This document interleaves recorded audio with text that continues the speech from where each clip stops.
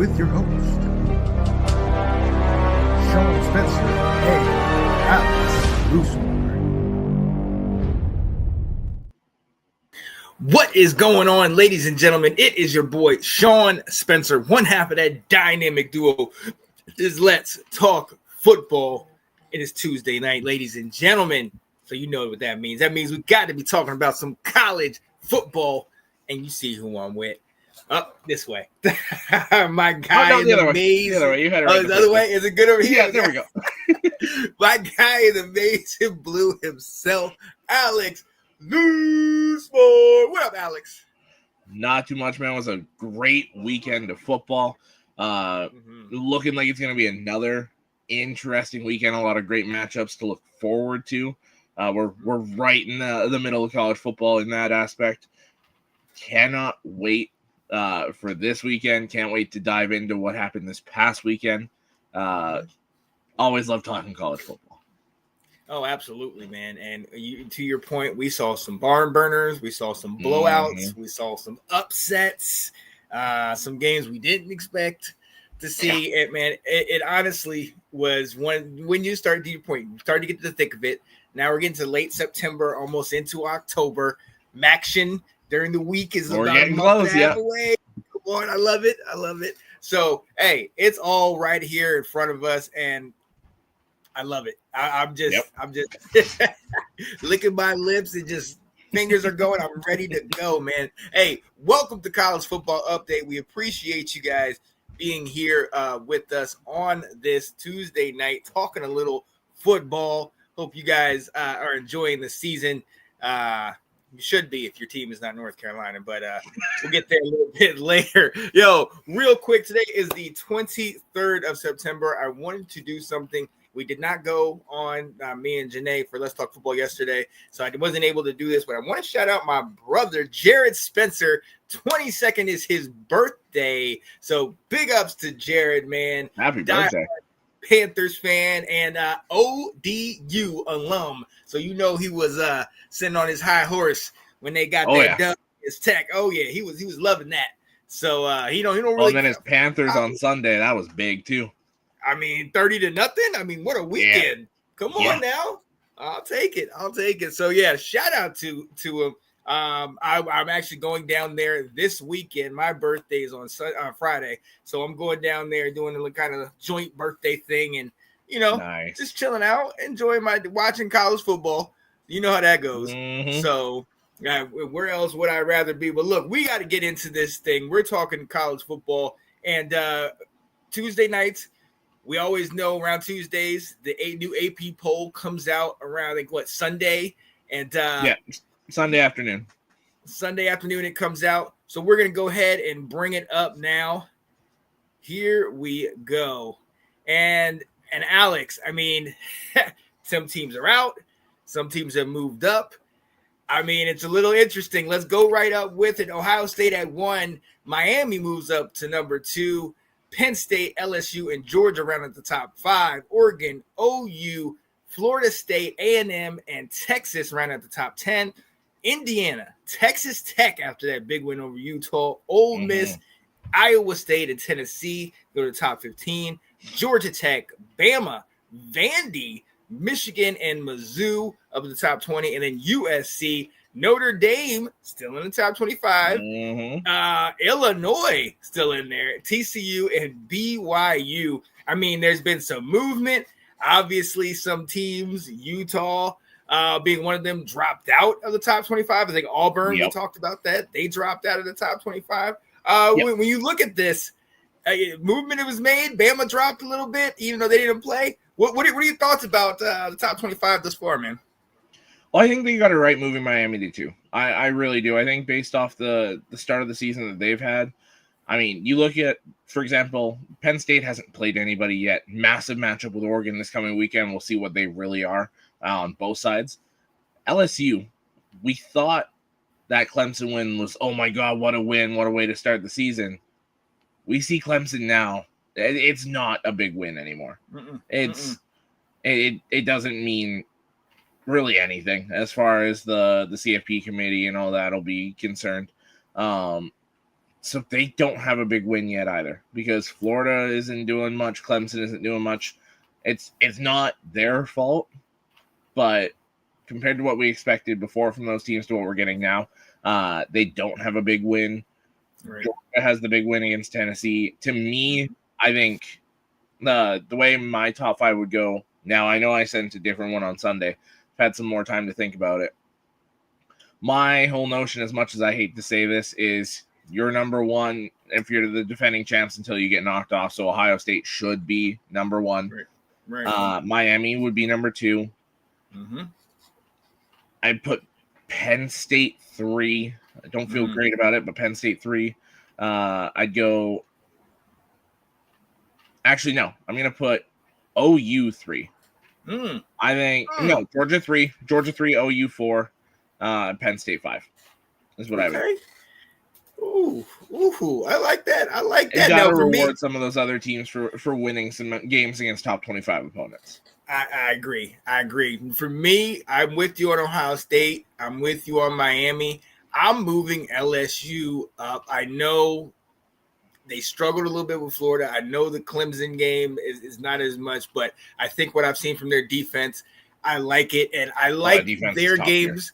Yeah, I like their matchups as opposed to the Penn State matchups. In fact, I would actually potentially drop Penn State out of the top 5 to maybe 6. I'd move Oregon up to 4, right in front of Georgia. I cannot take away that win against Georgia that Georgia had against Tennessee.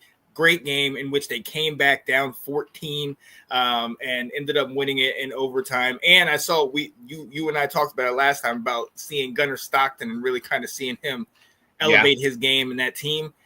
He did that week. But then you go to the top 5 or go out of the top 5, and obviously it says Oregon, OU, Florida State, A&M, Texas. And I'm gonna be honest with you, man. Obviously we'll talk about OU, and now they're going to be without Mateer for a little bit of time, so I wonder how that plays into it. But when I look at 10 and 11, I mean, Indiana, we had questions about Indiana at one point, and then they blew the doors off a team that was technically ranked 10 spots higher than Illinois, and Texas has Arch standing over a Sam Houston State player. Yeah. And I'm not going to dog one player on that, but you put 55 on Sam Houston State is not the same as putting 60 something on a Big Ten team. So I would move Indiana up into the top 10. What do you think about, the next 5 and then even up to the top 15? So as far as Texas goes, my one argument for them staying in the top 10 is they did still go toe-to-toe with the number 1 team.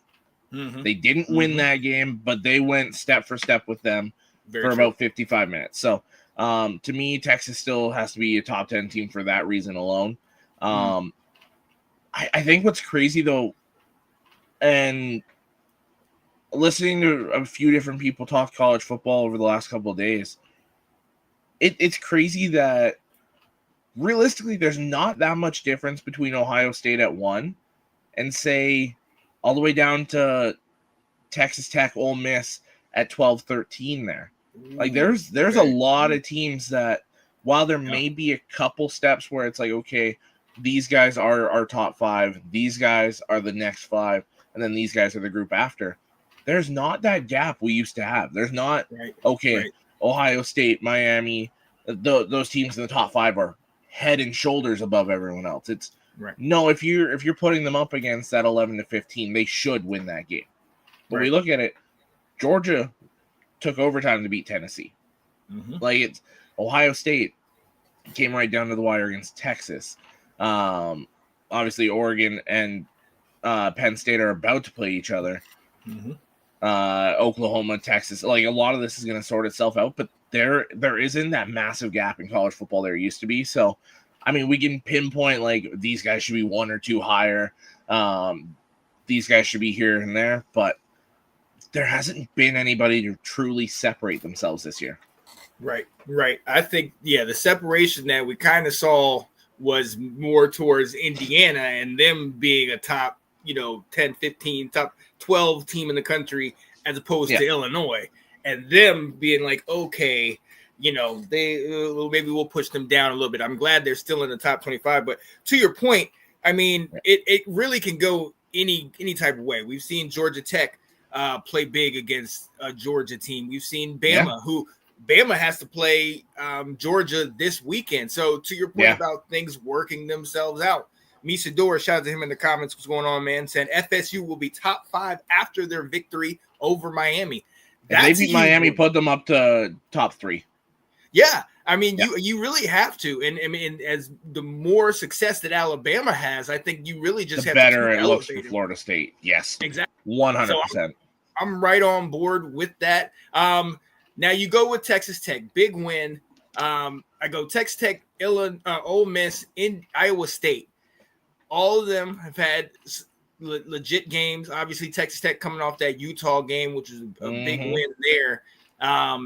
And those three are, I think, I think they're still up there, but do you start asking that question? How good are they for real? You know what I mean? Ole Miss, obviously against LSU coming up. Iowa State has had some big wins, but then you look at it, they beat Kansas State, and then what has Kansas State really done since then? So how tested are these teams in there? And then obviously Tennessee, we've seen they're kind of battle tested. But as far as top 15, I mean, I think we're good on that.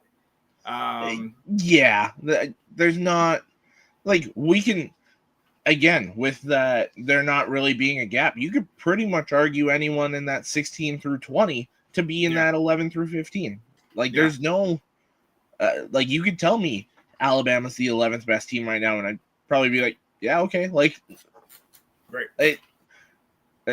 As far as in the grand scheme of things, the week 5 AP poll doesn't really mean anything. So it's mainly a talking point, but at the same time, it does set you up better for the CFP poll if you're higher in the AP poll, obviously. So, and we're about a month away from that. Usually it's right around Halloween is when we get the first AP poll or the first CFP poll. So there's going to be a lot of positioning and a ton of movement by them because there's so many matchups from now till the beginning of November in this top 25 alone. So I can't wait to see how this shakes out.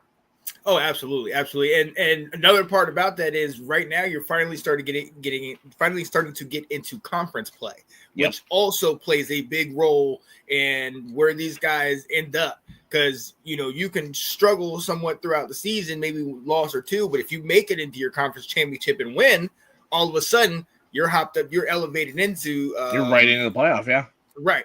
So that's going to be interesting. I'm looking at the rest, and to your point, most of these teams interchangeable. But then you start going lower. There's some teams out. We talked about South Carolina, Utah, Auburn, those guys going out. And then TCU coming up, BYU getting in there. Is there anybody that you think maybe should be in here? Maybe a Maryland after, going undefeated. Maybe, obviously USC's up in here, but is there anybody that maybe should be in or you're just good with letting it play out? It's hard to say. For example, like a Maryland has a good argument, but there's so many of these teams that we're 4-0, but it's like, who have you really played?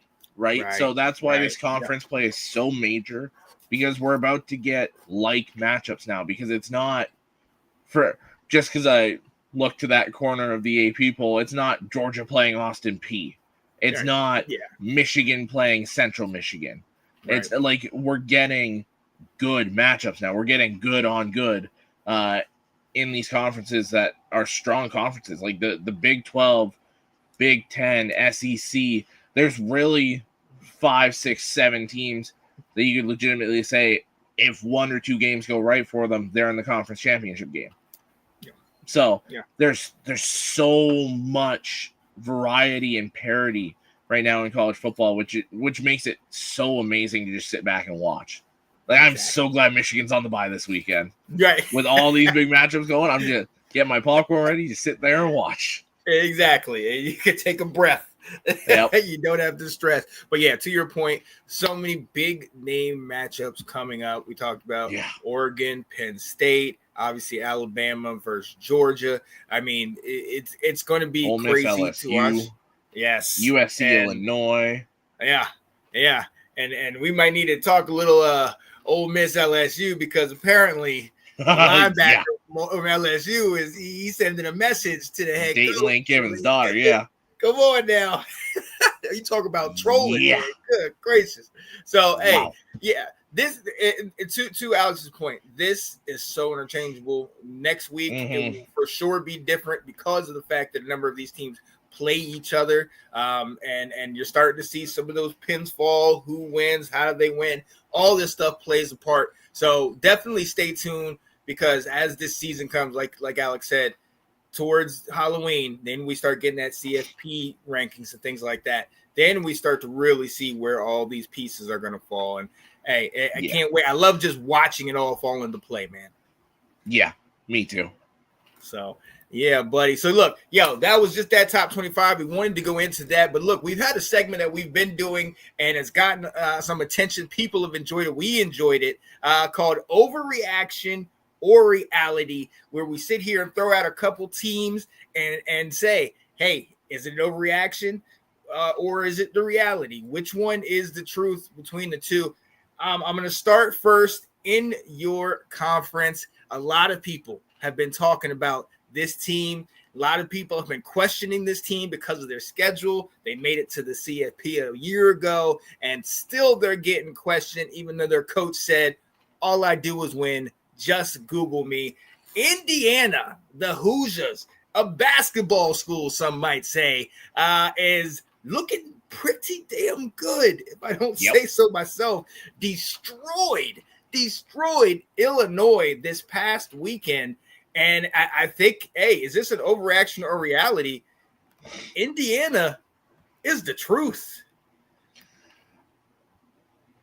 I struggle with this one because, mind you, their Old Dominion game looks a bit better now because they've been beating some other Power 4 teams.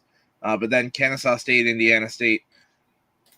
Honestly, there's very many shades of this Indiana team that remind me of the 2023 Michigan team, where it's no matter who's in front of them, they're just handling business. Like they went, mind you, they're different rankings now, but both of these teams are still in the top 25. Indiana went and dismantled Illinois. Illinois could do nothing. And Indiana could do everything they wanted to. Like when you put 63 points up on another top 25 team, that is insane. Yeah. That does not happen very often.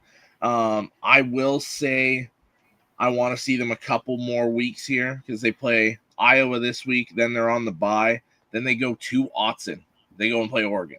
So I'll say it's a little bit of an overreaction for now, but we're close to that being the reality.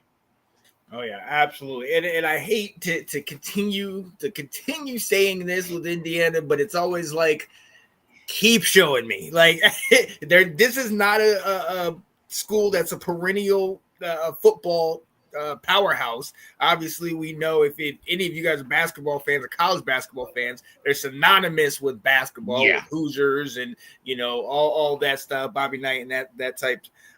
So seeing them have success in football is crazy. But then once you see all the talent they got, once you see the coach, Coach Signetti, and how he's been able to build up programs, it kind of leads you to that spot where you're like, maybe they are the truth. But anytime you put up that much, like to your point, on a ranked team, and not only ranked team, but a conference opponent, like they ran for over 300 yards again. Yeah, that's we got to keep our eyes open. See, Indiana, we definitely have to keep our eyes open. Indiana, for me, I'm leaning more towards reality. But again, there's still a part of me that always is going to say, keep doing it. I need to see it all the way through. If they go to Kinnick this weekend to Iowa and do the same damn thing to them, you go into their barn and do that to them because, mind you, Illinois came to them. That was a home game. Mm-hmm. You start going on the road and doing this to conference opponents, yeah, you're the truth then. We're very close to that being the reality, in my opinion. Oh yeah, absolutely. So yeah, let us know what you think about Indiana. But moving on, there was another move that was made. We talked about this coach being on the hot seat. He survived the week where who was it? Brent Pry and who else? Deshaun Foster. And Deshaun Foster. I didn't want to say his name because I was still trying to root for him. But Deshaun Foster, both those guys got fired, and we thought this guy was right there along those lines. Mike Gundy gets fired after a long tenure at Oklahoma State. And Alex, I'm going to say this, overreaction to reality. Oklahoma State saved their season by firing Mike Gundy. Big overreaction. Gundy's a Hall of Fame coach. The guy, mind you, it was time for them to move on. I wholeheartedly believe that. But it's not like you're getting a new team overnight. You know, like there's still a lack of talent at Oklahoma State. They cannot put a team on the field that's going to go toe-to-toe with a lot of teams in the Big 12 this year. What this does is this gives them a chance to go find a potential head coach, and then get them fast-tracked on recruiting because they got to build this roster up. It's an overreaction that it's, boom, we're fixed now. They've got a lot of work to do. Right. And I think he got scapegoated, as tends to happen to coaches. But to your point, we're how many years removed from him being in the Big 12 championship? How many years removed? 4 years, How many years removed from Ollie Gordon being a Heisman candidate? You know, before 2 years, those last couple seasons, last couple games or whatever. So he has talent. He has been able to take this team and dominate for several years. And, we all talked about it after the Oregon game where they just got shellacked, something like 69-3, and just that embarrassment. I mean, you really can't come back from that. We kind of saw this coming. But to your point, this is definitely an overreaction because you are not going to be able to overnight replace this. And not only that, but he built whatever culture, whatever he had in-house, you're going to have to get somebody else to either say, I'm doing the same thing, or you're making it your own. And it's going to take time, and the Big 12 is not going to wait for you. And it's going to be interesting this season, but let's hope that Mike Gundy and Barry Sanders' alma mater can turn things around. It's going to be, I don't know. But here's one more that I wanted to do, and a lot of people have been coming after this team, coming after this quarterback and head coach. Are they really that good? Are they back? How do you feel? X, Y, and Z.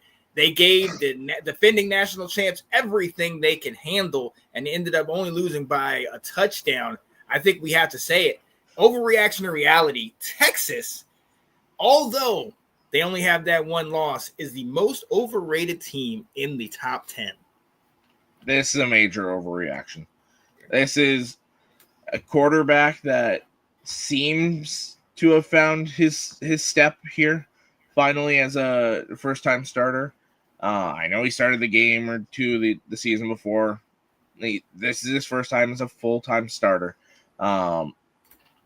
It seems like he's finally settled in. Took a few weeks, but it seems like we're there. This defense is still playing at a top 5 level. Texas is fine. Mm-hmm. We need to settle down. Like we said, we're getting into conference play. Now they're going to show who they are. I think, like I've been saying the whole show here, there's not really a gap. So Texas is, like we said, they went toe-to-toe with Ohio State, with Arch Manning playing brutal. He was not good. And it was bad quarterback play, bad game plan, their offense was bad across the board. It was terrible. Yeah. They've kind of started to figure that out. I think if you play it again and on a neutral site, it's a different result. That's my opinion on that. But there's so many question marks throughout the top 10. Georgia went toe-to-toe with the 15th ranked team. but couldn't put away an FCS team. LSU, Penn State, what are they really? Because neither of them have had that great matchup. Oregon is right in there with that. They haven't had that great matchup. They've played South Dakota State Montana State, sorry. Mm-hmm. They've played Oklahoma State, Oregon State, and Northwestern. Right. So they haven't had anybody either. There's only a handful of teams in there that actually have something good on their resume and nothing really that bad. Florida State doesn't have anything bad on their resume, has that big win. A&M doesn't really have anything bad on their resume, has that big win. Oklahoma doesn't have anything bad on their resume, has the win over Michigan. Miami, great resume. Ohio State, not a great resume, but they've taken out Texas. So, but there's just so many question marks that to say Texas just outright the most overrated team, I think is a massive overreaction. I can dig it. Yeah. And the fact of the matter is, regardless of you can't pick who you put in front of you. And we have talked about it. We have talked about it extensively, the struggles maybe early on and how, they're taking a little bit to get to it. But once the offense gets flowing, they've been able to take care of business. And these other teams still play. UTEP, Sam Houston State, maybe not, but San Jose State, these are teams that in their conference, they put up a fight. So to show that they're not backing down, this is not necessarily a surprise. I think we just expect Texas to be so dominant because of all the studs on defense, because of Arch and the wide receivers and the coach and all that type of stuff. But these guys are still playing football. And that's something that I think, we got to give Texas their credit, because I look more at, like you said, more at that Ohio State game. All of that stuff, all of the hoopla, them unveiling the national championship, Lee Corso picking his last game and picking OU, like everything that was going on in that game. Arch came into all that and still almost, had he had 5 more minutes, I'm convinced that he would have tied that ball game up. You know what I mean? So I definitely think overrated.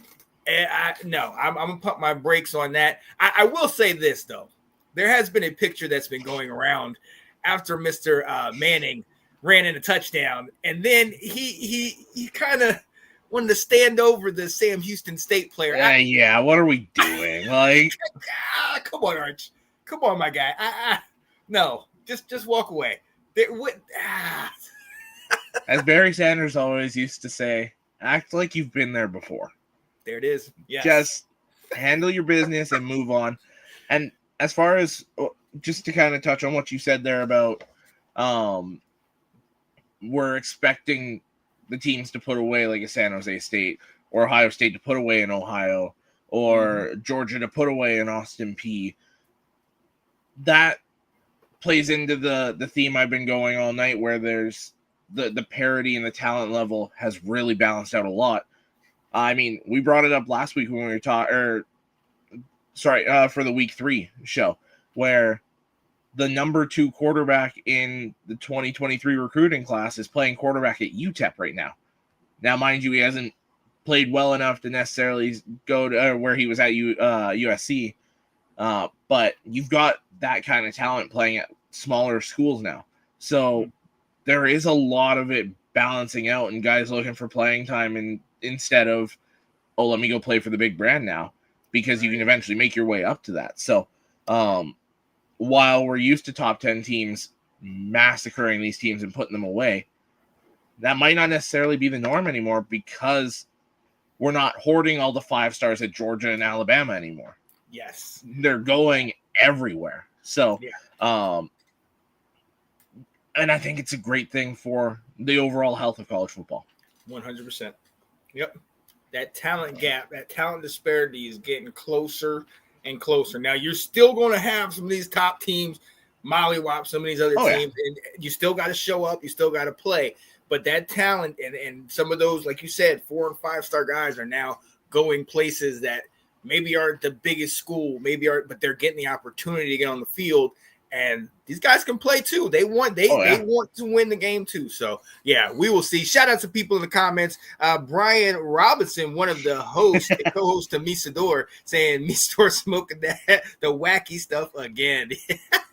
And then Colin P saying what it do, fellas. And good confidence builder for Arch, even though it was Sam Houston. And look, and that's what I will say to your point. Look, at the end of the day, you can't you play who's in front of you, right? And when you have these games that might be considered tune-up games, hey, you just keep getting better. Just keep getting better. And from what we saw when in the 27 points against UTEP or the 38 against San Jose State, or some of the ones that we deem, is he struggling to do what you're supposed to do? Put up 55. Your defense is going to come correct. Arch had over 300 yards in the air. Good. That's what you're supposed to do. Now let's move on. Do what you need to do. Move on. And hey, coming into SEC play, let's go. It's time. Put up or shut up. Yeah, and I mean, as far as I'm concerned, we can kind of cut the bottom half of that message. We can say great confidence builder. It doesn't really matter when that game comes. It needed to come at some point. Yes. And you'd rather it happen now than halfway through SEC play. So have him feeling himself now, have him feeling good going into SEC play, because you desperately need it, because it is a loaded conference. So and as we saw, a team like Mississippi State can take out a team that was supposed to be top tier in the Big 12. So I mean, Vandy took out Bama last year. Now obviously Vandy's a lot better than they used to be, but it shows that in these conferences now, there's so many teams that can go toe to toe with the elite, where that never used to be the case. Yeah. And I'm here for it. And stay tuned for us on this Saturday. We're gonna have a segment that it's coming out, and it's called "Are They for Real?" And Mississippi State's gonna be one of those teams that we're gonna talk about, because they're 4-0, and I believe, if I'm not mistaken, that doubles their win total from a year ago. I think you're right. Yeah, I think they only had like 2 wins last year. So, hey, watch out. That's going to be something we're going to ask. But look, we need to take a quick breather. I got to shout out my guy, Anton Benton of Awesome Artisans. Does great work, travels up and down the coast. Check this out, and we will be right back.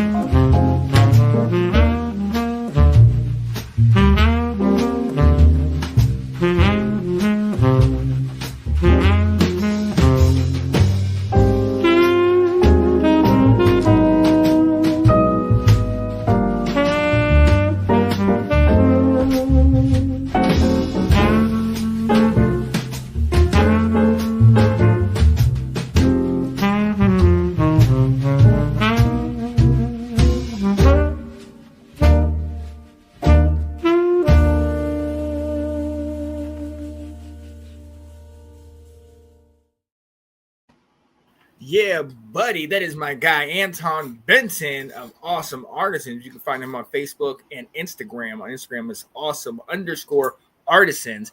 Lives in the Virginia Beach area, 757, but will travel up and down the East Coast and travel to the Midwest. I think he's gone as far as Colorado, maybe even Seattle. Oh, wow. So, yeah. So, hey, he'll follow the money. Hey, I'm all with it. I told him, hey, you will never lose women chasing money, but you will always lose money chasing women. So focus on that paper, and the rest will follow. So, welcome back to College Football Update. You see who it is. That's my guy over there, Alex Loosemore. It is your boy, Sean Spencer. We got some people in the chat. Ben Cornett joined us. Talking about I Am Man. Talk about it's hilarious. Oh, the big guy, Rob Montgomery Knight would overreact by throwing a chair at the 50-yard line. Yep. Yes, sir.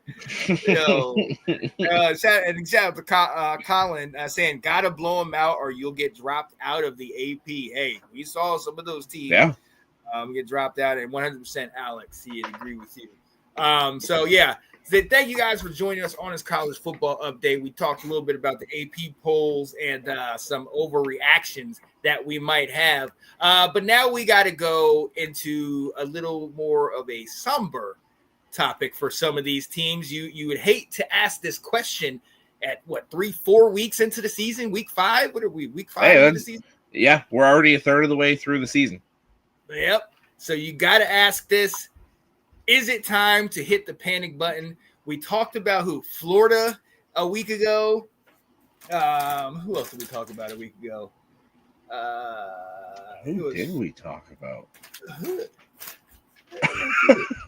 Oh my goodness. Bear with us. Who did we talk? Florida, Notre Dame, because they were 0-2. Yep. Clemson, because of their losses. And I think we know the answers to both of those. I'm off the Florida train, ladies and gentlemen. I'm off. Good, fellas. But we do have to keep moving, and we have to ask that question. Is it time to hit the panic button? Oh, they already panicked. They already made that move. They hit the button. They pulled the alarm. They broke the glass in case of emergency. They did everything they could. Yeah. Running around with their hair on fire. But look, we're gonna go.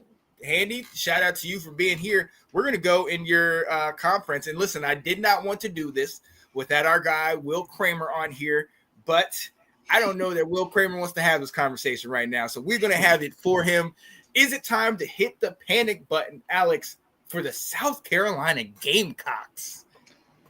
As much as I hate to say it, because I put them in my playoff prediction for the preseason, yes, it is time to hit the panic button.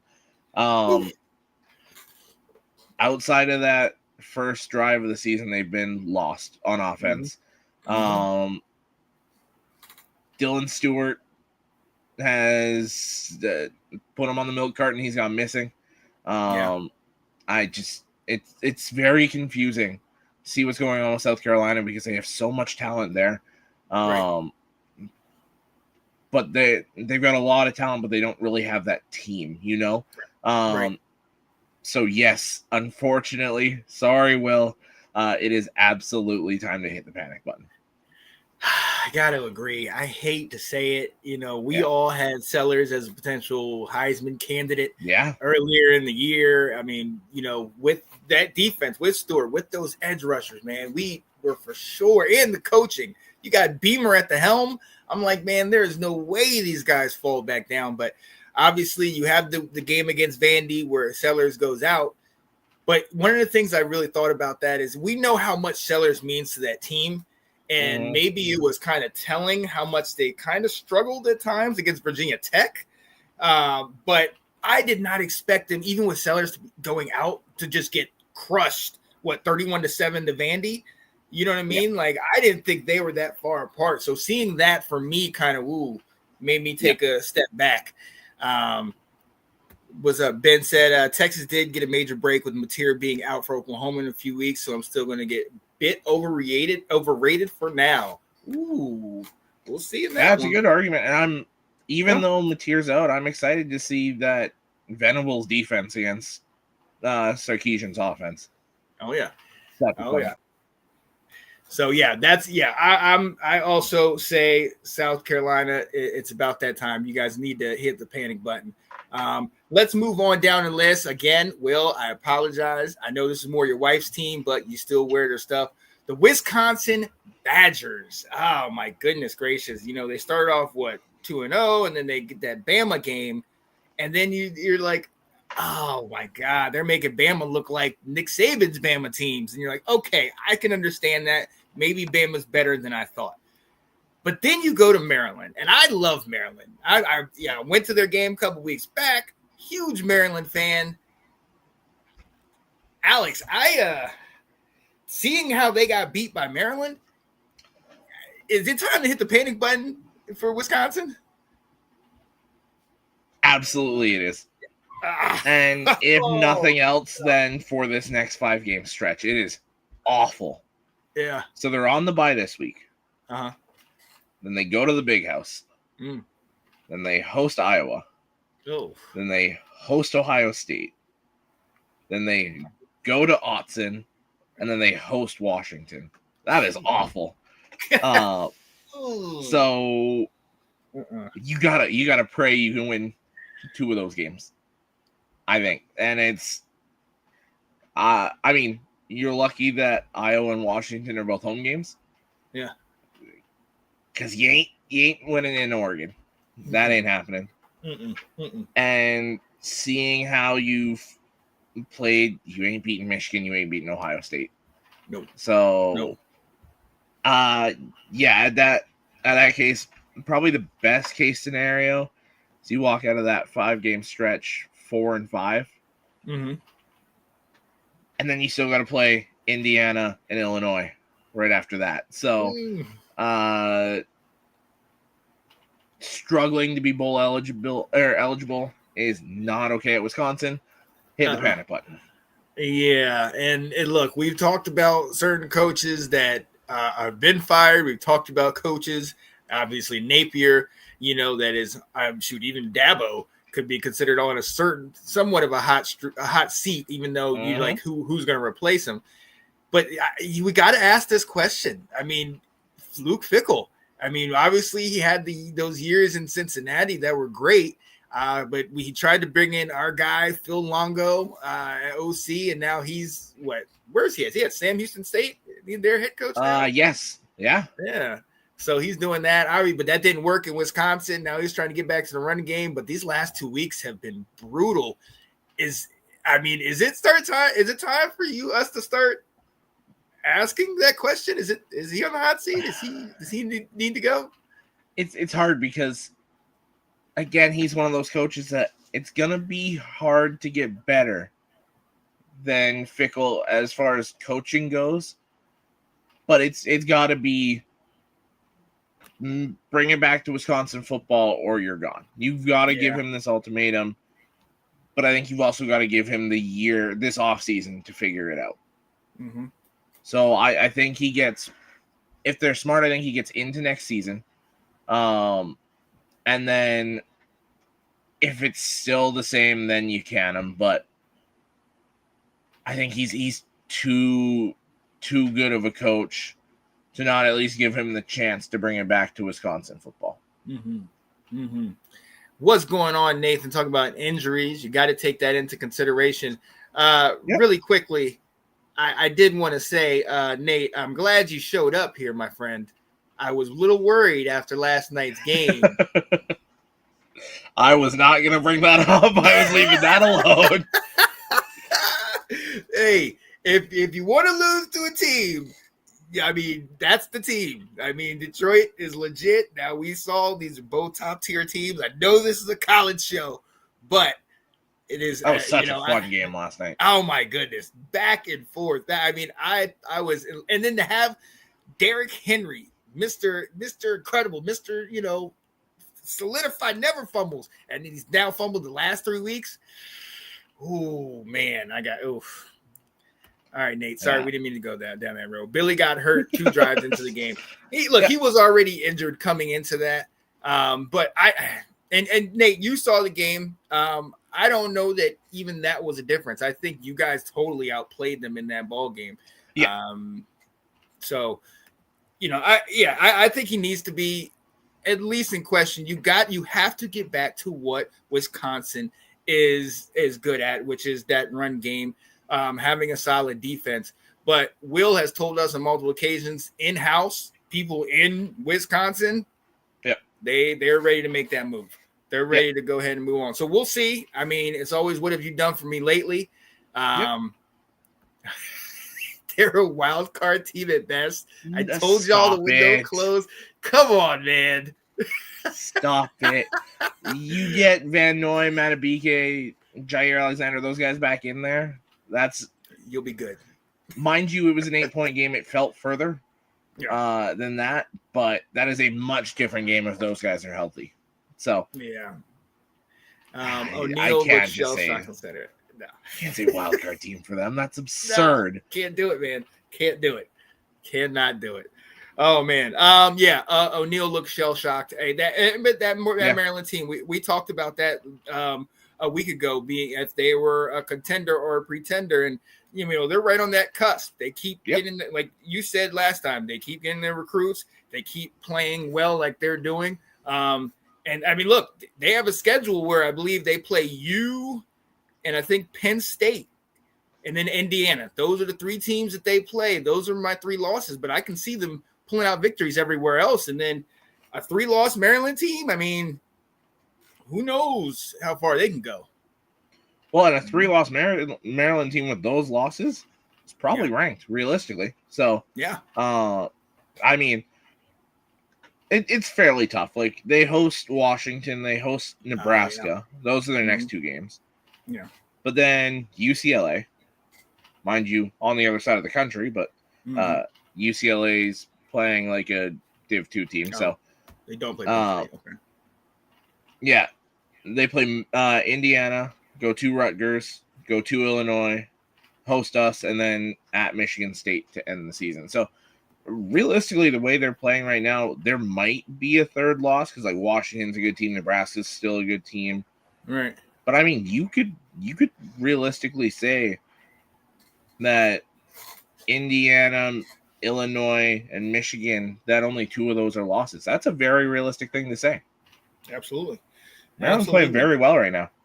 Oh yeah, let's keep. We're definitely gonna keep an eye on them because to your point, they're playing great. Let's keep it moving. You talked about the West Coast, and this team has struggled.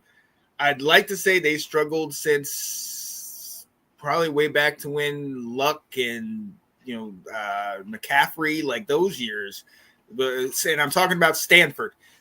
Stanford is 1-3. Now they're playing in the ACC, so obviously their travel is going to be interesting. One of their losses was to Hawaii in that first game, which was a very close game, and they ended up hurting themselves late to allow Hawaii to come back in that. So they could very easily be 2-2. But we know the coaching staff. We know, Andrew Luck is over there helping out, and the GM, and they're trying to build something. So it's going to take some time. But 1-3 again. I mean, they've been struggling. What is he saying? Get at it. Oh, Nate. Why? Stop it. Why? He played in top 3 to 5 offense in the league last night. Oh, my goodness. Like, Nate. I'm not even going to. No, not justifying that with a comment, Nate. No. You played the team that went to the AFC Championship and the team that has been in the playoffs went to the divisional round a year ago, and you played them both tough. I mean, come on, man. Nate, just no.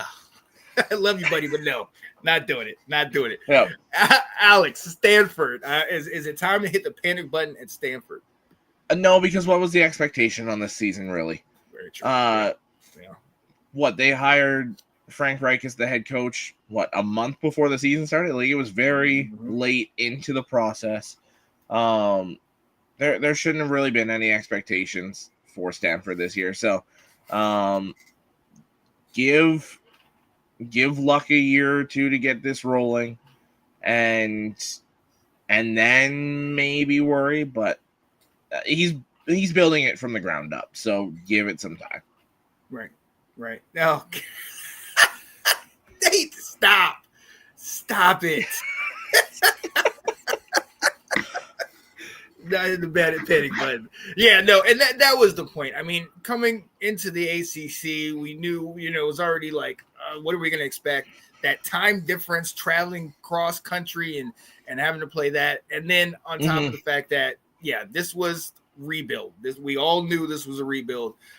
So that's why they brought in Frank Reich and Andrew Luck and everything. So give it some Reich's time. only in there for a year as of now. So really, okay. They only signed the 1-year deal. So we'll see if it's a hard reset at coach and everything, or if Reich stays. But they're playing it year by year right now too. So realistically, a Stanford fan should too.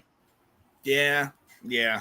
Don't get your hopes up. Don't get your hopes up. All right, we got 2 more real quick. Kansas State.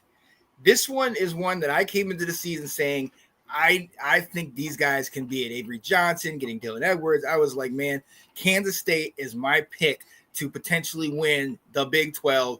They lose to Iowa. My pick, yeah. Yeah, they lose to Iowa State. They lose to Army. They lose to Arizona, undefeated Arizona team, mind you, and they barely beat North Dakota.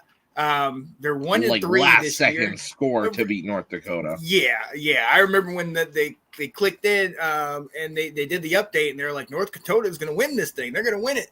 In the very last second, Avery Johnson getting that touchdown. They're 1-3, and I didn't expect this. I didn't see this at all. Is it time? Is it time to hit that panic button for them? It was time like 2 weeks ago.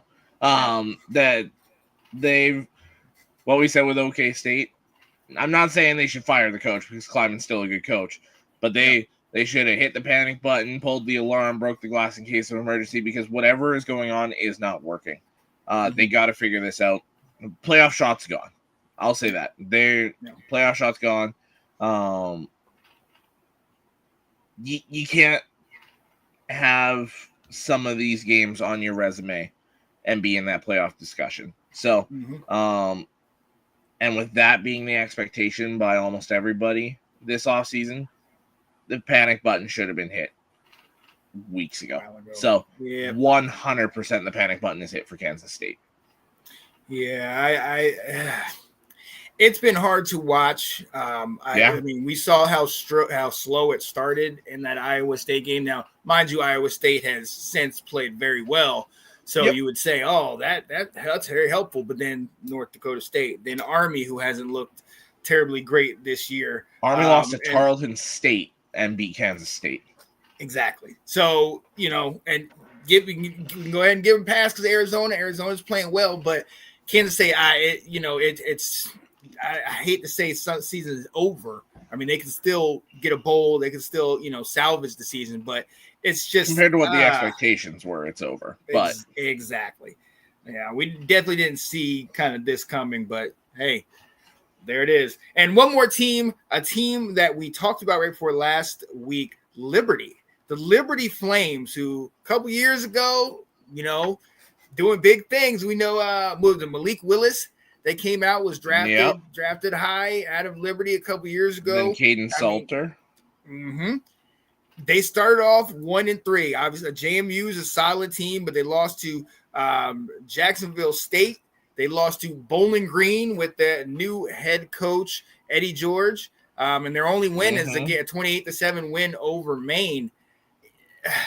Liberty, I talked about them being, in Virginia, and I've, having been there and visited. I mean, this is a school whose team was on the rise. They were starting to play a lot better. Obviously lost their coach, and now it's kind of like, are they regressing back to what they were? Or, I mean, Bowling Green is not a slouch in comparison to them. JMU is a solid team in comparison.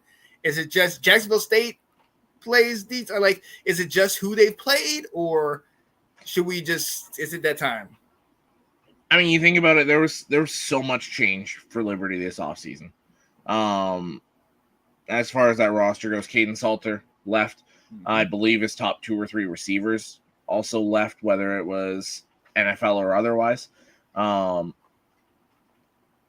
they're still putting up 20 plus points a game.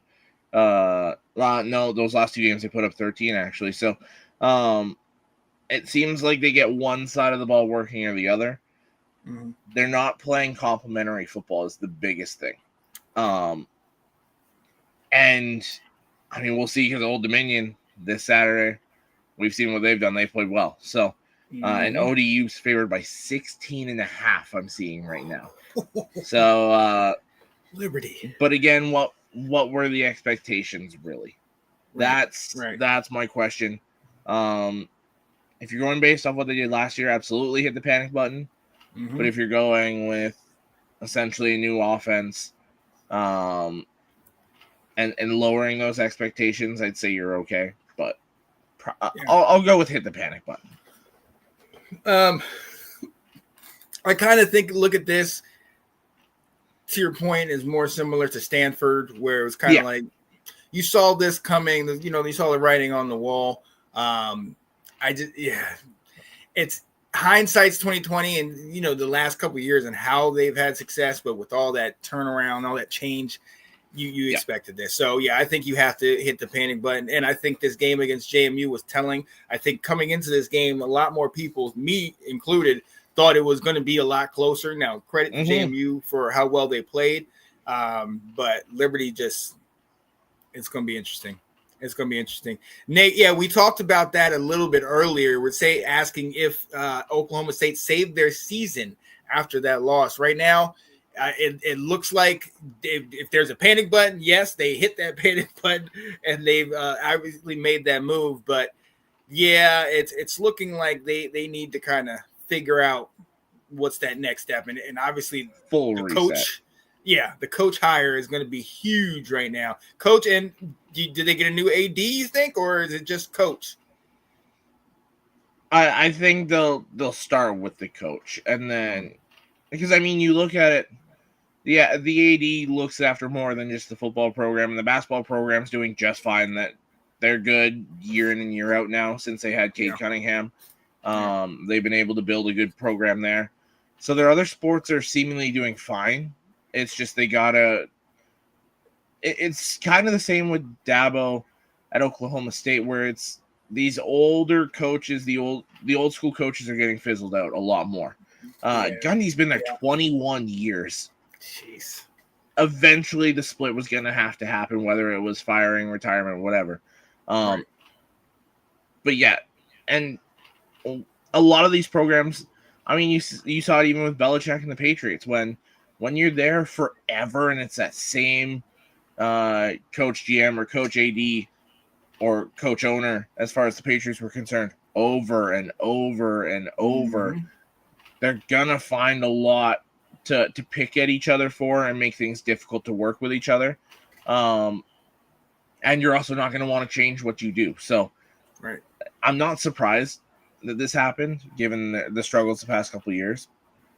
But I hope it doesn't totally tarnish Gundy's legacy, because he was a phenomenal coach for them for a lot of years. Oh, yeah. And what we've learned from people like Bill Belichick is if you don't switch it up, you're going to get embarrassed twice. This week was embarrassing. Ladies and gentlemen, this week was really flipping embarrassing. I mean, the TCU game was one thing, all right? But to give me false hope by winning the two games against Richmond and Charlotte, both who are terrible, and then to come into this one and not even score 10 points, embarrassing. So, you know, UCF's a good team, though. Panic. I am panicking. Panicking. All right. You gave Nathan an avenue to go back to the Ravens hate. It's the one above it. Yeah, like Zach Orr, I see that. Y'all both need to relax. Oh my goodness. Yeah, no, hey, look, there's a number of teams that potentially need to hit the panic button, and we'll be talking about this throughout the season. Let us know who you guys think needs to hit the panic button. Will, I see you here. I don't know if you witnessed the first two teams we had on this one, but South Carolina and Wisconsin, those were the two teams that we asked, do they need to hit the panic button? I would love to hear your response. Shout out to my guy, Lawrence Skilnick, saying, hey, boys, what is going on, Lawrence? Check him out with myself on our sideshow that we do called Fourth and Goal, where we talk about some NFL stuff, talk about his Bears in their heyday, their glory days and whatnot, and how we get back to them. Got some good thoughts on Caleb, man. He calls it like he sees it. I like that. Yeah, buddy. Question, did you guys speak on Deshaun Foster? We did a week ago. We haven't talked much about it today since, unfortunately, he was fired. We even talked about Nico. Well, Nico. God, Nico. Did you see the new Nico rumor? Oh, no. What? That with a certain quarterback fighting for extra eligibility that might not get it, sounds like there's a lot of rumors about Nico going back to the Volunteer State, but suiting up for the Commodores next year. What? If Diego Pavia can't get his 100th year of eligibility, it seems like, then there's talks that apparently Nico might go to Vandy. Oh my goodness gracious! Are you serious? Come on now. Just rumors, nothing Yeah. official, but just That's rumors. crazy. Oh my goodness! And so I who was I talking to today? Was I talking? I was talking to you, or maybe it was Nate talking about Nico, and you know, after seeing how poorly he did. Now, mind you, the talent was nowhere near at UCLA what it was at Tennessee, but seeing how he struggled out there, I mean, how it's much does almost he like play when you into get that? rid of NFL receivers, you can't really just throw the ball up and hope they'll come down with it. True. Like, what did they expect? Yeah. So Can they do that? I thought they changed. Nico could pack up and leave now. Mm-hmm. When a coach leaves, whether fired, leaves, whatever, in any college sport, a 30-day transfer portal window opens. Mm-hmm. So to tie it into basketball, with I'm forgetting his name right now, but the Auburn coach stepping away for his son to take over. Bruce Pearl. Pearl, thank you. A 30-day transfer window is open for all Auburn players to transfer out because the coach left, because Deshaun Foster got fired, because Brent Pry got fired, because Mike Gundy got fired. A 30-day transfer portal window from the day that coach is gone opens up. Nico could pack up and leave right now if he wants. Jeez. I don't know who would take him the way he's playing right now, but he can pack up and leave. Yeah, shout out to Lawrence. He said that's dumb. Nico is dead weight right now, and yeah, that's 100%. kind of the thing. He feels like damaged goods, and I don't want to go this far as to say that he is kind of this bad, but is Nico the new version of DJ Uiagalelei? I think it's a fair comparison to make, because in the sense that they're both system quarterbacks. You get them in the right system, they play very well.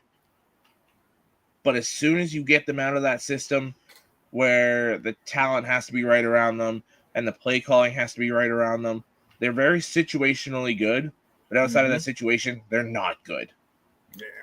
To be fair, I think it'd be hard for pretty much anyone to be good at UCLA right now. That is a mess right now. Yeah. Yep. So I don't know. It's tough, but I think Nico, the DJ comparison is valid, I think. Okay, I have a question. Is that a real thing about Pry? If you lose those schools, that's a fireable offense. So one of the things we talked about is if you lose, like a Virginia Tech, if you lose to an ODU, or if you lose to maybe a Richmond, or a school that's in your state that is far less talented than you, is that a fireable offense? I think overall, I mean, I think that was the nail in the coffin. Where you're at. Right. I think that was things weren't looking good up to that point. And the other point, if they lose by 3, you know what I mean? If it's a close game, then maybe we give them the benefit of the doubt, but they got blown out by ODU. So you can't justify that. You know what I mean? And I mean, you think about it at the same time, when VT's playing in ODU, they're paying ODU a boatload of money to come play them. Exactly. So you're going to the AD, or the AD's being like, hey, this should be a great win for us. We'll pay all this money to bring them in, and then you can't get the job done. That looks so bad on you. Yeah. James Franklin wasn't too thrilled about him being fired. Well, because James Franklin is the best coach at winning the games he should win. If he begins to lose those games, he's on very thin ice. So we have discussed that in years past. But look, ladies and gentlemen, we're going to quickly move on, and I know this is going to be another topic that you guys are going to want to talk about. We mentioned it last Saturday, and we're going to keep this thing going. Contenders or pretenders? We are, like my man Alex said, we are a third of the season already done, getting into the thick of it, getting into conference play. So we really are going to start to see who will be a contender and who is a pretender. Ben said, my philosophy with college hits it right on the head here. The majority are making seven figures. Got to win, especially against the mid-majors. Yes. 100%. Win the games you're supposed to win. Absolutely. Good take on Nico right there. It's over for South Carolina. Ooh, well, we were kind of thinking about that. All right, we're gonna go with it. Contenders or pretenders. There's been a lot of talk about this, Alex, in our group chats and all over social media and all college. John Mateer, the transfer quarterback to OU, helped OU to the great start they've had and got them a big win over Auburn this past weekend. Apparently, he got hurt he broke a bone in his thumb or his throwing hand? Broke a bone in his throwing hand in the first quarter of that game against Auburn. Played through it. He either had surgery or is about to have surgery on that throwing hand to fix that bone. Is expected to be out for about a month. Oof. So that's going to be a number of matchups. Believe they played Red River Shootout in that time? Yeah, so the 4-week schedule here is they're on the bye this week. Mm-hmm. They host Kent State, then Red River, then they're at South Carolina. And it's going to be interesting. Those are some games that you're going to need. But so there it is. Before we knew this, I think we could have leaned towards contenders. But now that we know that they're going to be out, shout out to Lawrence saying Mateer is the real deal. Are they contenders or pretenders? Right? I thought he was running away with the Heisman up to this point. I'm still going to say Oklahoma's a contender. Ooh, I like that. Venables has his defense playing at a very high level right now. Anthony Hawkins, while he's not the kind of not the level of quarterback that John Mateer is, because there's very few playing at that level right now, if any, that are playing at the level of John Mateer right now. Hawkins is the same style of quarterback. He's that mobile guy, has a good enough arm, isn't going to wow you with his arm, but can get the job done.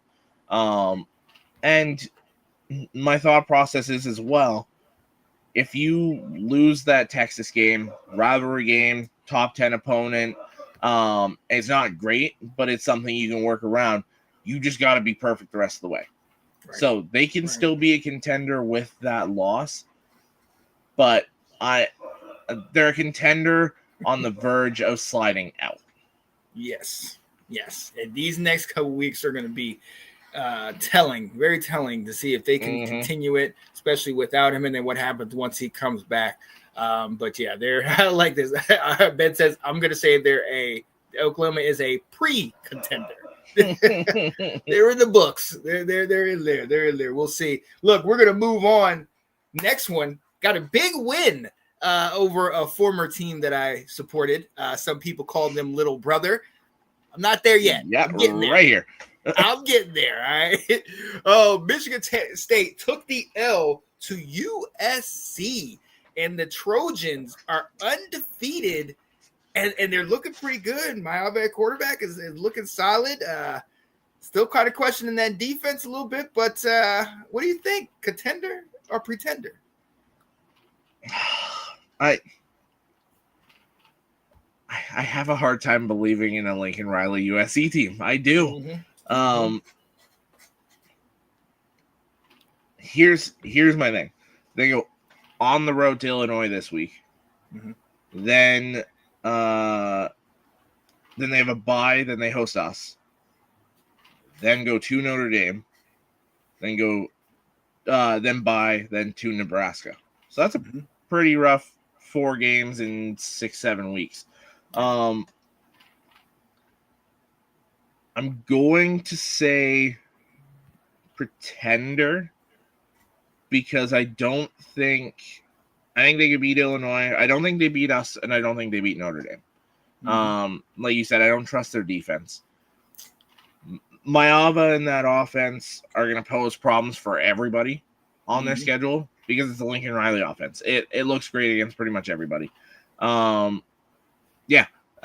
Absolutely. And Ben's right. If they can beat, if they can beat us, I'll say they're a contender. And realistically for Michigan, I'm kind of saying if we beat them, then we can throw ourselves in that contender race. So I think that's a big game for both teams to show what they are. So pretender for now. Yeah. I think it's kind of hard not to look back at the past several years and how they've been struggling on defense, and when they got into a big game, couldn't get over that hump. And to your point with Lincoln Riley, one thing we know is he can make all-star quarterbacks. He can have quarterbacks that can turn into Heismans. That's great. But can you stop anybody? You know what I mean? We've always asked that question, and right now they're winning. Their offense is putting up more. Their passing game is great, but can you sustain it, especially if the game is not a high-flying game and more of a grinded out, running game and defense type battle? Yeah, you got to be able to play a physical game. You've got to be able to stylistically play anybody, which for that comment now, Notre Dame and Michigan have kind of figured that out, where they've got those young quarterbacks that can kind of throw it all over the place and run around, and they can also ground and pound you. So offensively, they can play whatever style you need to play. If USC figures that out, there'll be a real problem, because then you can kind of help the defense out, because you don't need a top tier defense of 11 guys. You need great depth to be a Lincoln Riley defense, because he's going to go up and down the field every single game. So you're going to need to be able to rotate guys in and out, and they just don't have that. No, not right now. So yeah, hard to call them a contender right now. It's a pretender. Lawrence says USC hasn't played anyone pretender all year. Yeah, so we'll see. We know what our guy Alec thought of them. Definitely couldn't get on board. All right, we got two more for you. Number one, I'm going to say Washington. Washington getting the win over Washington State a week ago, and now they host Ohio State. They're undefeated right now, but clearly this game could pay dividends for them later on in the year. Are they contenders or pretenders? Here's my thing. Vegas seems to think they're in that contender discussion, because this isn't double-digit favorite. Ooh. Ohio State's currently favored by 8.5. Okay. This Washington team, it's kind of like USC, where it's that they're not far from being a contender, but right now they're probably in the pretender category. I think the quarterback's name is DeMond Washington. He is electrifying. Jonah Coleman's a great running back. They've been able to kind of change pace offensively whenever they've needed to. But you can't be a contender until you can hang with the top teams in your conference, let alone in the country. So if they show me they can go toe-to-toe with the Buckeyes, then you can be in that contender discussion. But until then, it's pretender. Very fun team to watch, though. Right. And I think, to your point, that this is the game. Ben says Washington definitely pretender. Lawrence says it's the trap game for Ohio State. 100%. If they win this, if Washington can somehow pull out this upset at home against Ohio State, you definitely have to consider them in that contender conversation. But again, you have to. Anybody can get a fluke. I mean, who knows if it's a fluke or not? But anybody can get one win. But you got to win consistently, especially in the Big Ten. So I'm going to say pretender right now. They look good, but a lot of teams are undefeated at this point. And the question is, who have they played? So we'll see with them. But I'm gonna say Nate, trap game. Because Ohio State's they're overlooking them. And Washington is a team that people are looking like, are they really that good? It's not in the sense of the big opponent next week, because they're still 3-4 weeks away from playing Penn State. But it's in that sense of they might be feeling themselves a little too much. Washington's not a team you can just walk in and expect them to roll over. So it's a trap game in that sense, but it's not the typical big game next week, let's just get by these guys.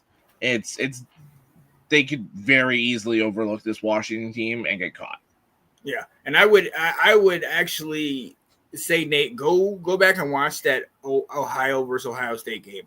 The score is not as indicative of the game as much to me, because Ohio was in that game. Ohio was giving Ohio State all they can handle, and then eventually Ohio State pulled away.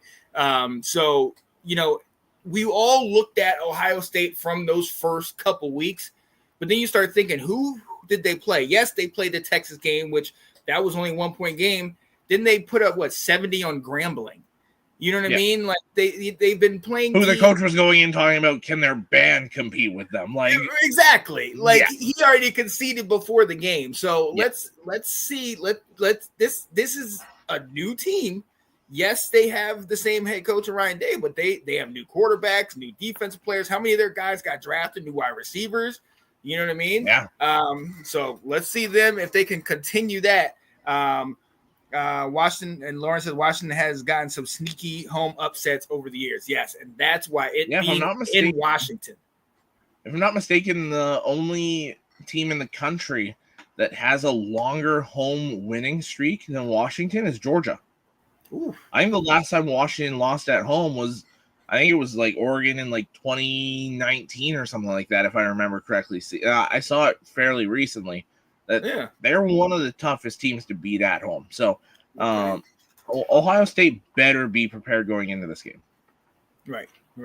So that could be very interesting. And my last team on this list, I'm going to save one for later.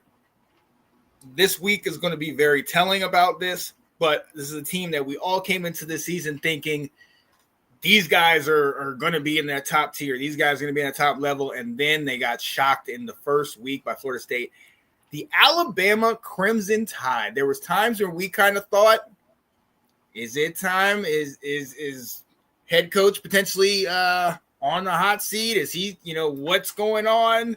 He's not the one Will was pounding the table so hard for. Right. Get him out of here after that loss to Florida State. And then obviously we've seen what they've been able to do. They had a bye week this recent week and had lost 2 or 3 spots in the poll, but they could make it all up playing Georgia this weekend. So I guess we got to ask the question, is Alabama, are they still contenders, or have they moved down to the pretender side of things? No, they're absolutely a contender. It's just Florida State we've seen since then. Florida State's legit. Florida State is a top 10 team in the country. They're playing like it. And Alabama went in thinking it was going to be easy and got the doors beat off them. So, but then since then they figured it out. Ty Simpson has looked good, maybe even better than good, playing quarterback for them. They've gotten Ryan Williams more involved in the offense. The offensive line looks better, looks more closer to what it was expected to be, and the defense has toughened up as well. So Alabama's getting closer to what we expected them to be, and that's a contender. Alabama is absolutely a contender again. Yeah, and this game is going to be great to watch. Everybody has a circle on their calendar. Ben said if Bama beats Georgia, then I'll say contender. This is the one I have circled on my calendar just because not only do we have the head coach battle, but we also have the quarterback battle. You have Gunner, who we all kind of said, show me something, and he definitely did in the Tennessee game. But then, like you said, you got Simpson, who struggled early on, but has since come on and really started to light it up. And you want to know, against what we assume are 2 quality defenses, you want to know, can these guys pick them apart? Will these defenses give them trouble? That quarterback matchup I want to see, and the defense matchup. I want to see whose defense is more like the defense that we expect. Obviously, we've talked about Georgia. We don't know anybody on that Georgia defense, and we can't really say they're super tough because when they played Tennessee, they gave up, 42? I threw it all over the field on them. Right. And I expect Ty Simpson to do the same. Right. So I think that's one of the questions that we're going to have to ask.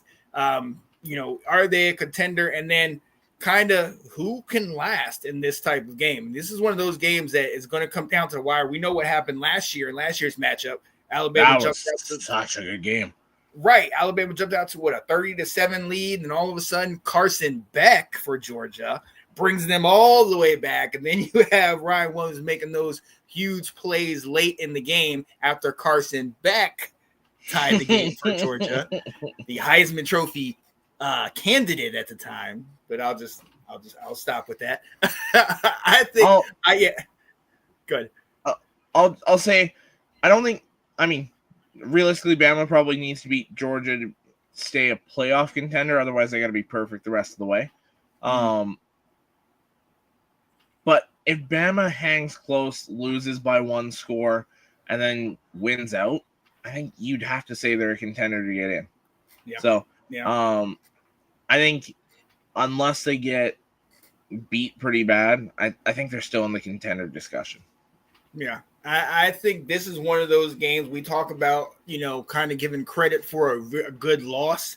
This is one of those games, especially if it's close, especially if it's a high-scoring game, and one of the team loses, you got to look at it like, okay, they played a solid team. Saying that both teams continue to win after, you got to say, okay, look at that one. Look who they played. Kind of similar to Florida State, Alabama, and how that's going down the line.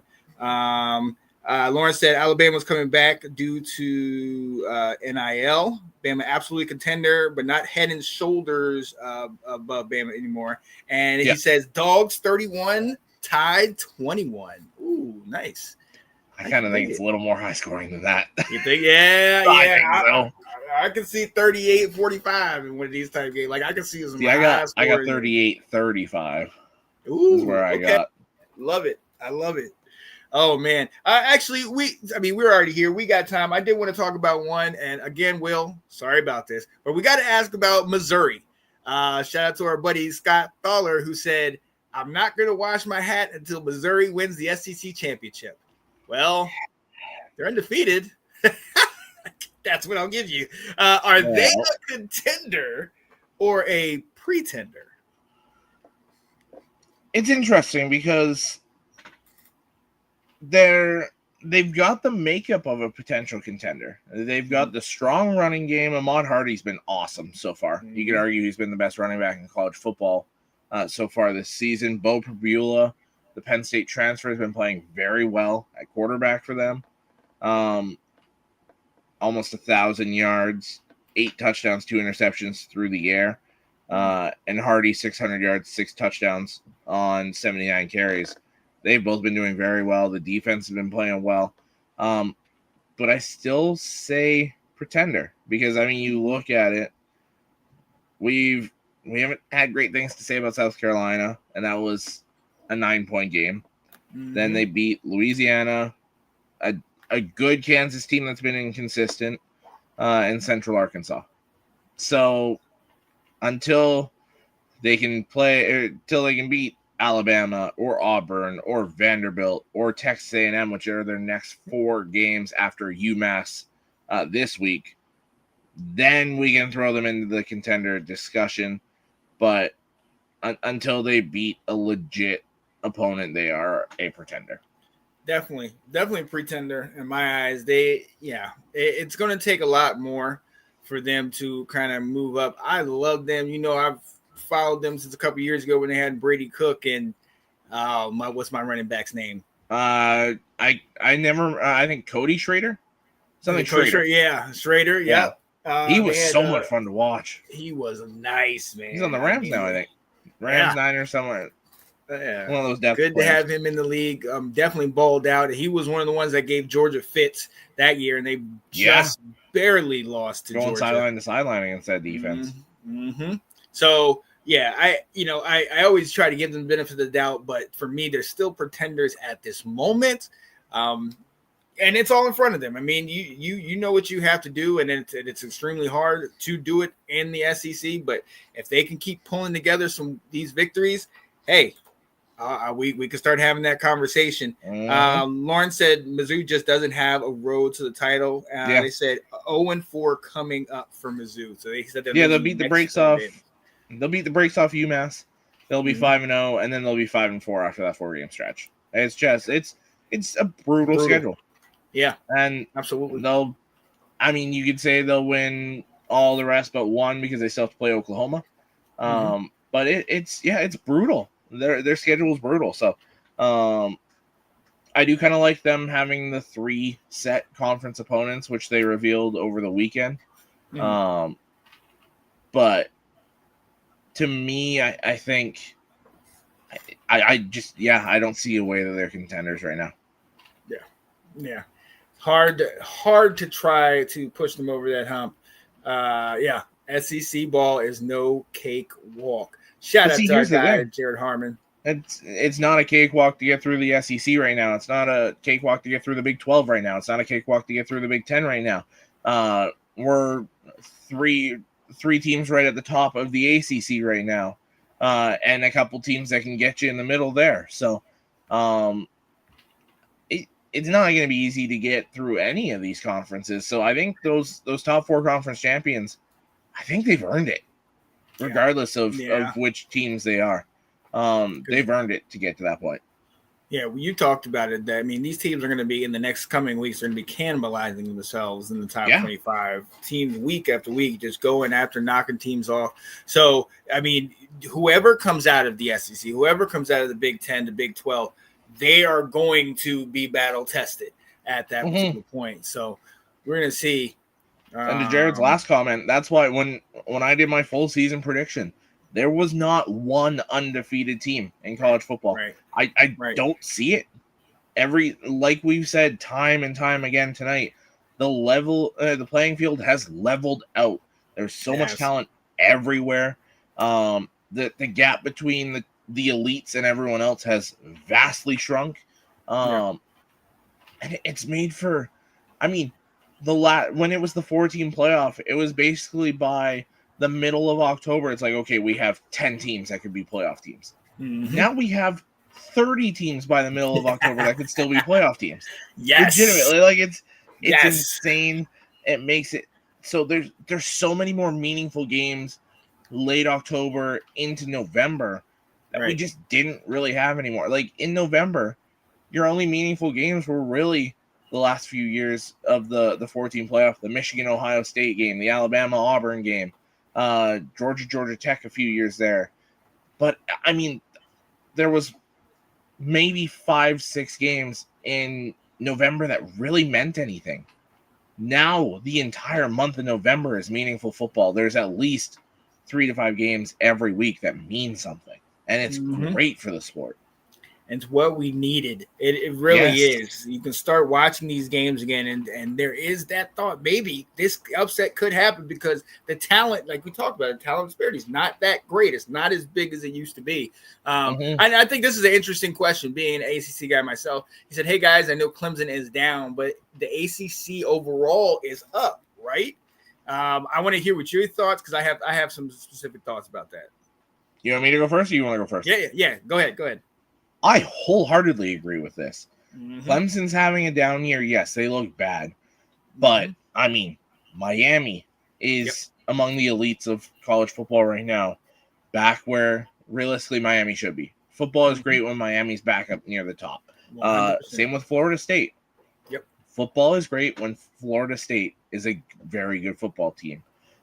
Then you have Georgia Tech, who's going toe-to-toe with top-tier teams.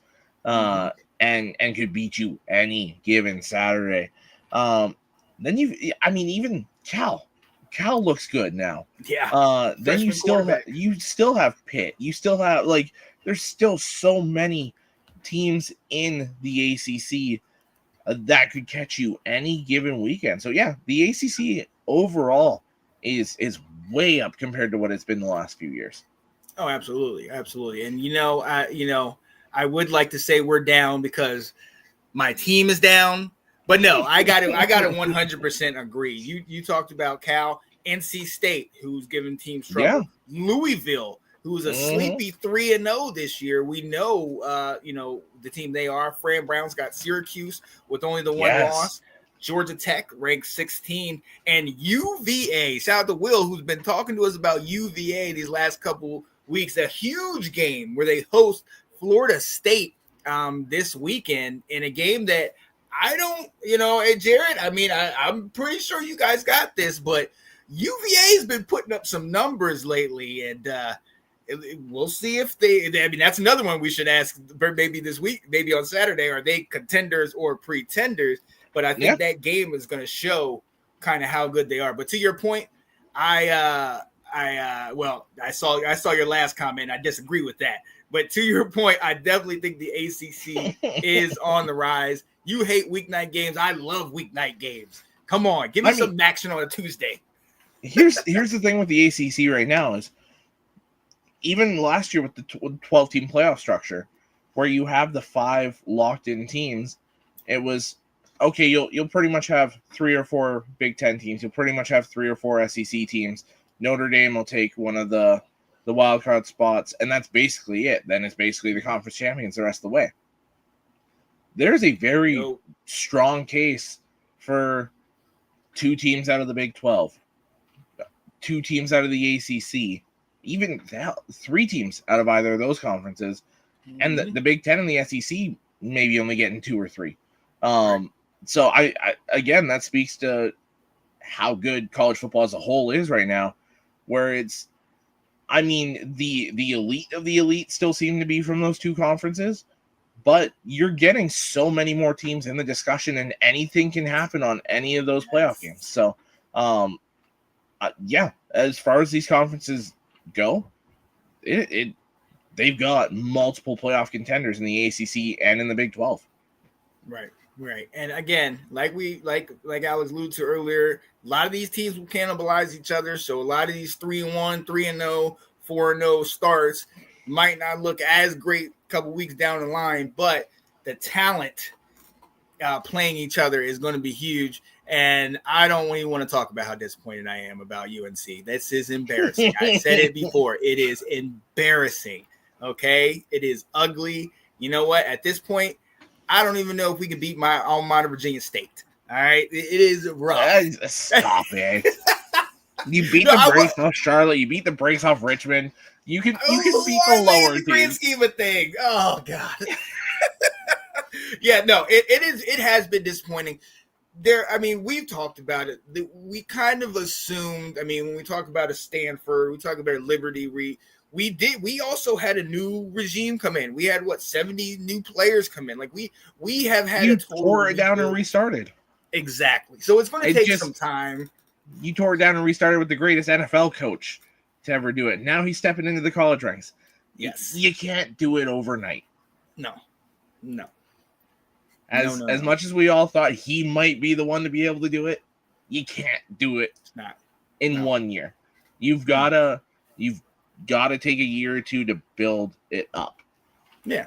And I'm just waiting for him to convince Saban to come back and be his co-coach, and they could both coach in North Carolina, and then we're not losing again. Well, see, my conspiracy theory, if you want to call it that, for this season went down the drain because LSU is actually good. My whole thing was they're gonna fire Brian Kelly and Nick Saban's going back to LSU, but that ain't happening. The ring, yep. I was sitting there. I'm still on the Deion Sanders is the next FSU head coach. I will still die on that hill. Come on. It's just not happening as quick as I thought it would. Bill needs someone else to get the groceries players. Yeah, Well, we all know what the real issue is. There's somebody that has a little bit too much power in Chapel Hill.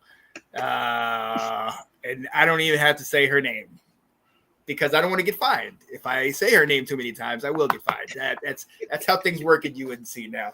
Listen, we got to. Actually, you know what? Real quick, we've been on here an hour and a half, but it is a special week for me, so I'm going to end it the way we used to end it a while ago.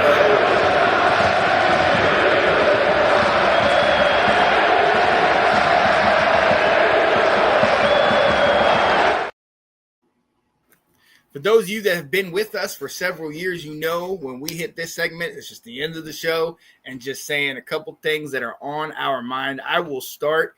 This Friday is my birthday. I will be 42 years old, and it does not pass me by that I have lived 42 good years on this earth. But I will say, and Alex, this is to you and to all the people that I do these shows with, it has been an honor and a pleasure to do this with you guys. this is my birthday gift, like doing these shows, talking football, watching them. If you guys realize how much I watch you on the show after we're done here, it's just a passion of mine. So to be able to continue to do this year after year after year it makes my heart smile. So shout out to you guys that enjoy talking this game, that aren't annoyed that I'll keep hitting you up over and over. Last minute, 5 minutes before the show, hey, can you come on? And then we get down here and do this. I appreciate you guys, and I'm so excited just to continue talking this football. What's your goal for 2, man? So I'll start it off by saying happy early birthday, Sean. Thanks, sir. And I'll kind of piggyback off that. There's lots of times, like today was an insane day at work, where it was just kind of like, man, I can't wait to get home, just do my thing. And then it was like kind of zoning out. And then I was like, oh yes, I've got like, we got this design. Like I get to go on and talk. Yep. So, I love doing these shows. I love talking, whether it's NFL, college football, whatever it is, getting on.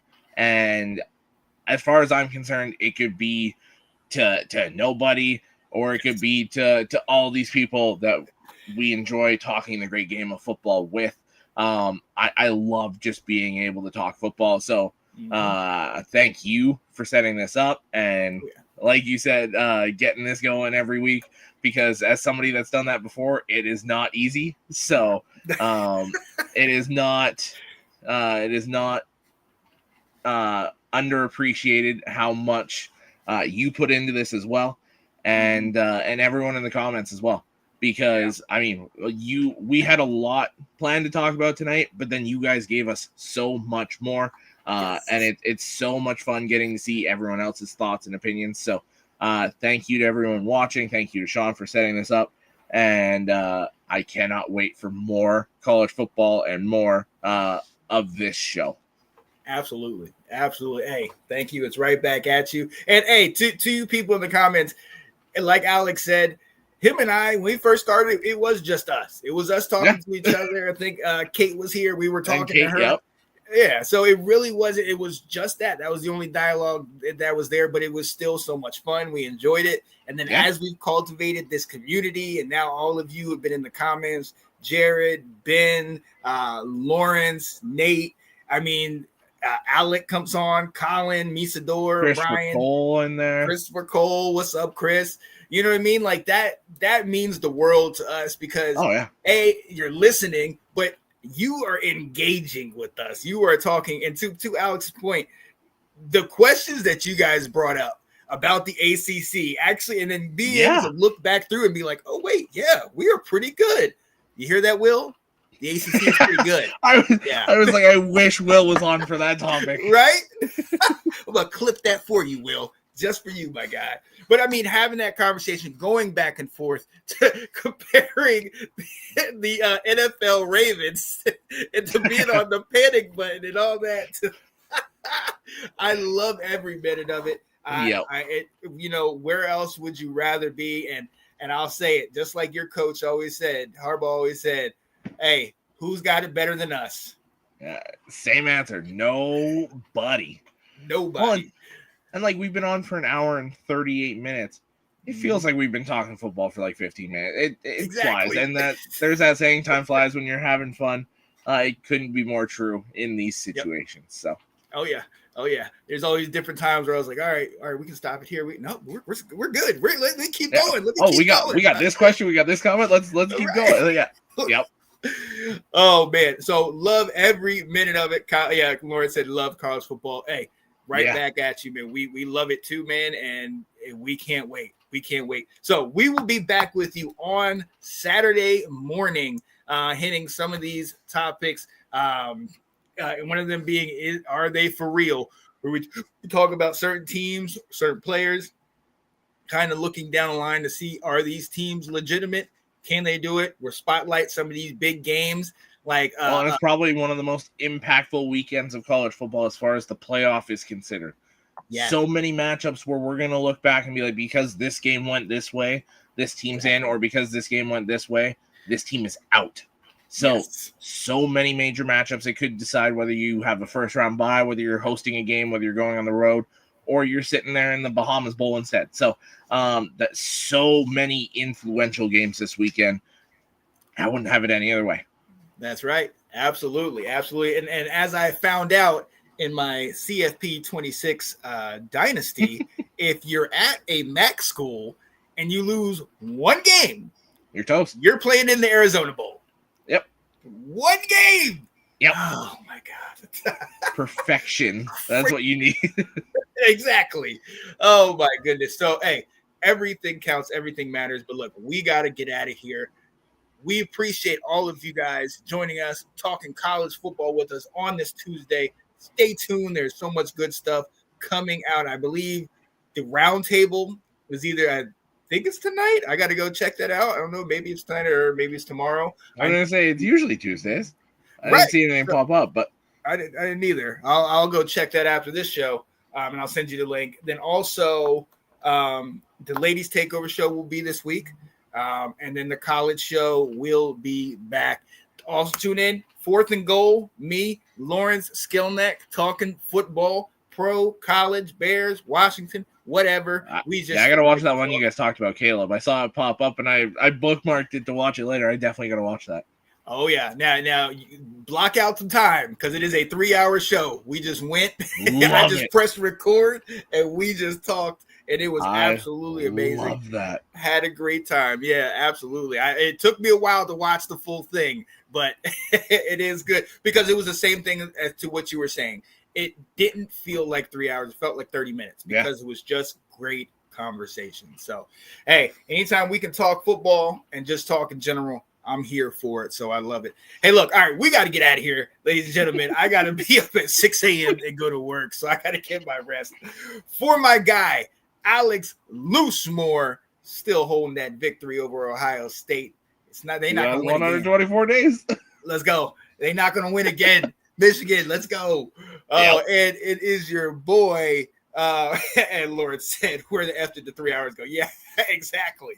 It is your boy Sean Spencer. One after the dynamic duo. That's Let's Talk Football. We appreciate you. We love you, and we will see you on the flip side. So have a good evening, and we'll see you on Saturday, ladies and gentlemen. Peace. College football update. It's with your host, Sean Spencer and Alex Loosemore.